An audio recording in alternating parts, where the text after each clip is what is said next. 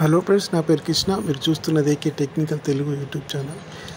Friends, ఇది tap leakage problem.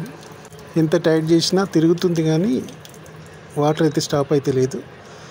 దీని లోపల ఉండే స్పెండిల్స్ ఎలా వేయాలో చూద్దాం. పైన ఒక స్క్రూ ఉంటుంది, ఆ స్క్రూ ఓపెన్ చేయాలి.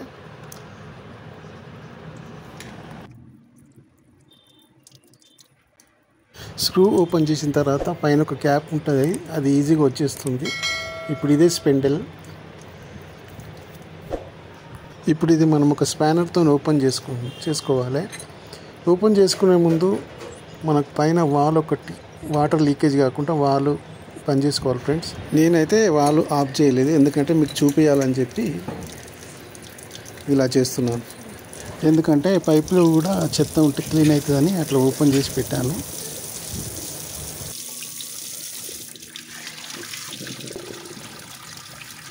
ఇదే వాటర్ ట్యాప్ స్పెండిల్ అంటారు. ఇలాంటి సైజులు చాలా ఉంటాయి. ఇది తీసుకుపోయి మనకు హార్డ్వేర్ షాప్లో ఇస్తే వాళ్ళు సైజుని చూసిస్తారు మనకు. ఇది 100 లోపే ఉంటుంది మనీ. ఇదే కొత్తది తెచ్చాను, ఆల్రెడీ నాకు తెలుసు కాబట్టి తెచ్చాను. ఇప్పుడు ఈ కొత్త స్పెండిల్ ట్యాప్కి ఫిట్ చేద్దాం. ఫిట్ చేయడం చాలా ఈజీ ఫ్రెండ్స్.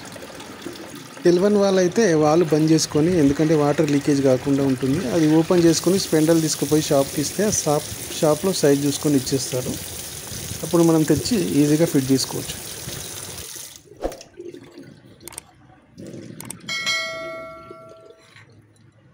ఓకే ఫ్రెండ్స్, ఇప్పుడు స్పానర్తో టైట్ చేద్దాము. టైట్ అంటే మరీ ఫుల్ టైట్ చేయొద్దు, మామూలుగా టైట్ చేయాలి. మనము కొత్త నల్ల తేవాలంటే కొద్దిగా ఈ బ్రాస్ నల్లలు కాబట్టి కొద్దిగా కాస్ట్లీ ఉంటాయి. అందుకని మనం స్పెండిల్ తెచ్చుకొని 100 రూపీస్ లోపలనే అయిపోతుంది కాబట్టి స్పెండిల్ మార్చుకుంటే సరిపోతుంది. నల్ల బాగానే ఉంటుంది కాబట్టి ట్యాప్ పైన క్యాప్ పెట్టేసి స్క్రూ పైన మళ్ళీ ఫిట్ చేస్తే యథావిధిగా ఫిట్టింగ్ అయిపోతుంది. ఓకే ఫ్రెండ్స్, ఇప్పుడు ఇది ఫిట్టింగ్ అయిపోయింది. ఇప్పుడు లీకేజ్ ప్రాబ్లం కూడా పోతుంది టైట్ చేయగానే. ఓకే ఫ్రెండ్స్, ఈ వీడియో నచ్చినట్టయితే లైక్ చేయండి, షేర్ చేయండి, సబ్స్క్రైబ్ చేయండి. పక్కనున్న బెల్ బటన్ కూడా నొక్కండి. బెల్ బటన్లో ఆల్ అని నొక్కండి, ఎందుకంటే మేము పెట్టే వీడియోలు ముందుగా మీకు నోటిఫికేషన్ వస్తుంది. Thank you friends.